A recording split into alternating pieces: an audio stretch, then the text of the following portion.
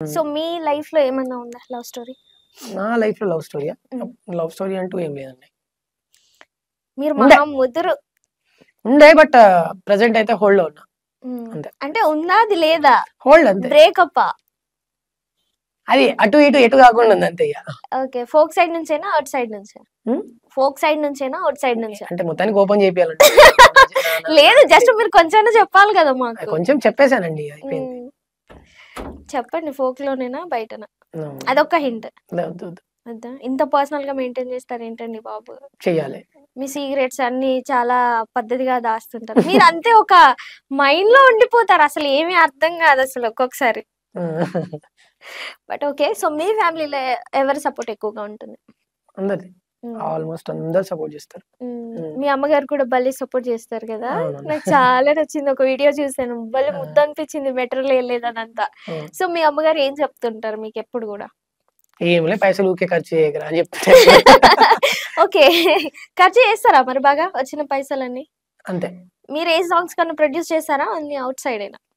Produce అంటే నా own channels కి, నా ఓన్ ఛానల్లో ఒక సాంగ్ 2 సాంగ్స్ చేసా. అవి వర్కౌట్ అవ్వాలి ఇప్పుడు ప్రెసెంట్ అయితే. వేరే వాళ్ళు చేస్తున్నారు ఇప్పుడు నా సాంగ్స్ అన్ని. చాలా సేపు నుంచి ఒక్క సాంగ్ కూడా పాడించలేదు, నా కోసం ఒక్క మంచి సాంగ్.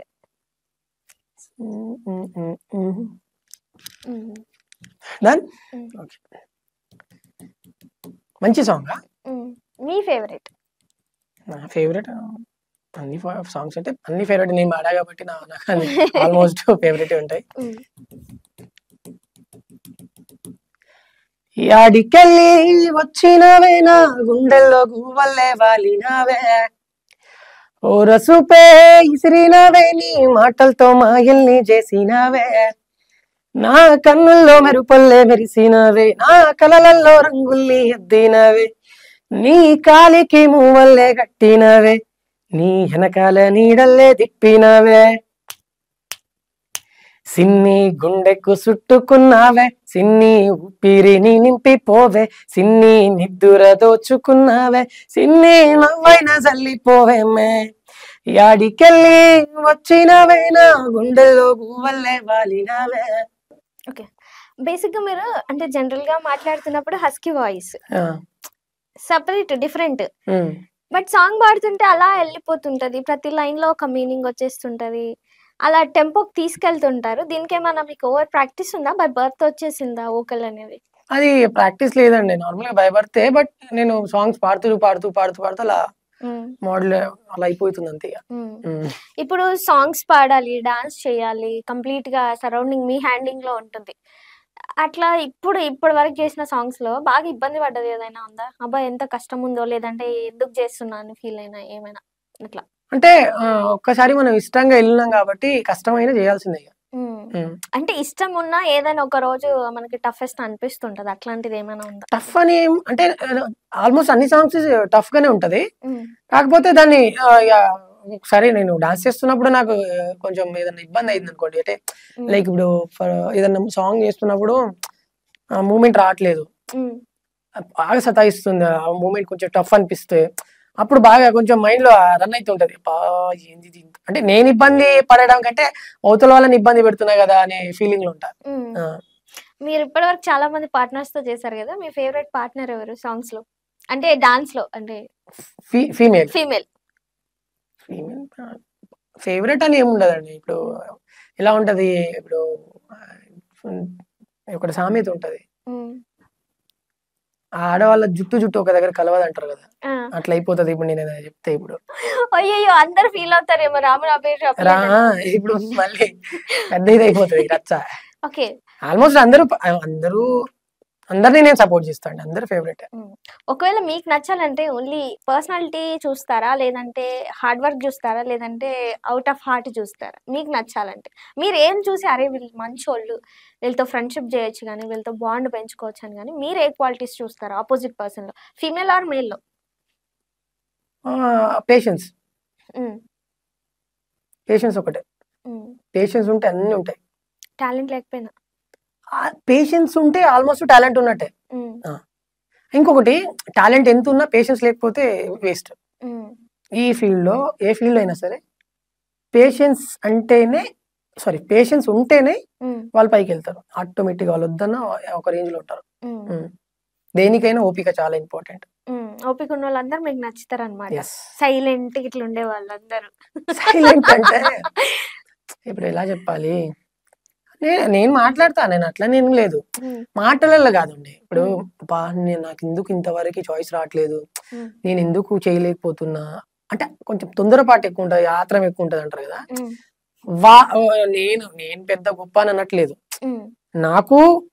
నాకు ఉంటది నాకు అబ్బా ఈ సాంగ్ నాకు వచ్చుంటే బాగుండు, అరే ఇది నేను చేసి ఉంటే బాగుండు అనే ఫీలింగ్ లో ఉంటాయి. కొంతమంది ఎలా అంటే అసలు ఆపుకోరు. అసలు ఎట్లా అంటే నాకెందుకు రావట్లేదు, నేనెందుకు చేయలేను, అది ఇదని అదొక ఆగమాగం ఉంటారు అంతా. సో అట్లా ఉండొద్దు. పేషెన్స్ దేనికైనా ఒక రోజు వస్తుంది.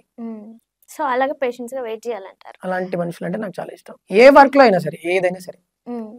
ఇప్పుడు మీరు సెలబ్రిటీ షోస్ చేస్తారు, కట్ చేస్తే మనకి ఈవెంట్స్ అనేవి ఉంటాయి కొన్ని. సో సెలబ్రిటీ షోస్ లో ఎక్కువ అమౌంట్ వస్తుందా మనకి, ఈవెంట్స్ లో ఎక్కువ అమౌంట్ వస్తుందా? నేను ఇప్పుడు ప్రెసెంట్ అయితే, ఒకప్పుడు నేను ఈవెంట్స్ అవి చేస్తున్నప్పుడు నా పేమెంట్ అంతా నార్మలే.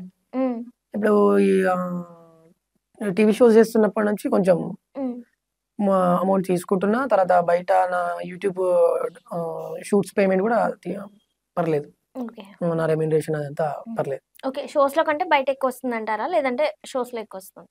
అది చెప్పలేమండి, ఒక్కొక్క దగ్గర ఒక్కొక్కలాగా ఉంటది. ఓకే, సో అంటే ఇప్పుడు మీకు చెప్పాల్సింది అంటే మొత్తం నేను పర్సనల్ చెప్పాను. ఎంత అడిగినా చెప్పరే మాకు. సరే ఓకే, ఇప్పుడు బేసిక్ గా మీరు మెయిన్ డాన్సర్ సార్. ఒక సాంగ్ లో బ్యాక్ సైడ్ డాన్సర్స్ ఉంటారు. ఎంతసేపటికి పాపం వాళ్ళని ఎవరు ఇంటర్వ్యూ చెయ్యరు ఎవరైనా సరే. ఇప్పుడు ఫ్రంట్ సైడ్ లో ఫ్రంట్ ఫేస్ ఎవరు ఉందో వాళ్ళే మనకి సెలబ్రిటీస్, వాళ్ళనే చేస్తాం. వీళ్ళ కష్టాల గురించి చెప్తారు కానీ back side dancers, background dancers గురించి పాపం ఎవ్వరూ చెప్పరు. ఎంత కష్టపడతారని మీరు చెప్పండి. అసలు గ్రేట్ అండి, మీ క్వశ్చన్ కి హ్యాట్స్ ఆఫ్. అసలు అయ్యో మంచి క్వశ్చన్. నేను కూడా ఒక బ్యాక్ డాన్సరే ఒకప్పుడు. కాకపోతే నేను అందరిలాగా నేను ఫ్రంట్ లో చేస్తా, అక్కడ చేస్తా, ఇక్కడ చేస్తా అని చేయకపోతుండే. మాస్టర్ నన్ను ఇక్కడ పెడితే నేను అక్కడే చేస్తుండే.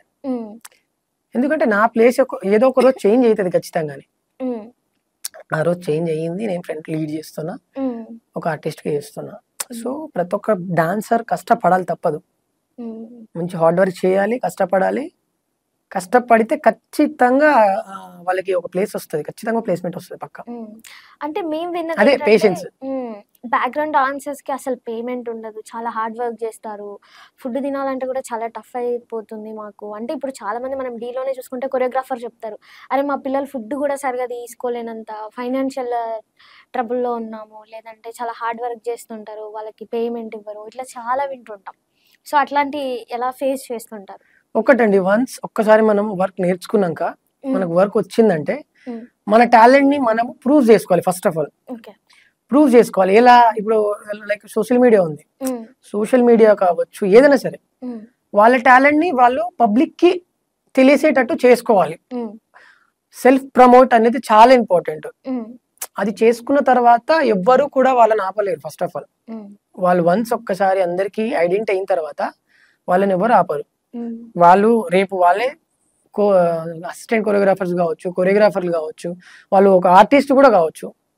టాలెంట్ ని గుర్తించాలంటే పబ్లికే, పైన ఎవ్వరు ఉండరు. పబ్లిక్ చేతిలో పడ్డారంటే ఖతం. ఇక ఎగ్జాంపుల్ నేను.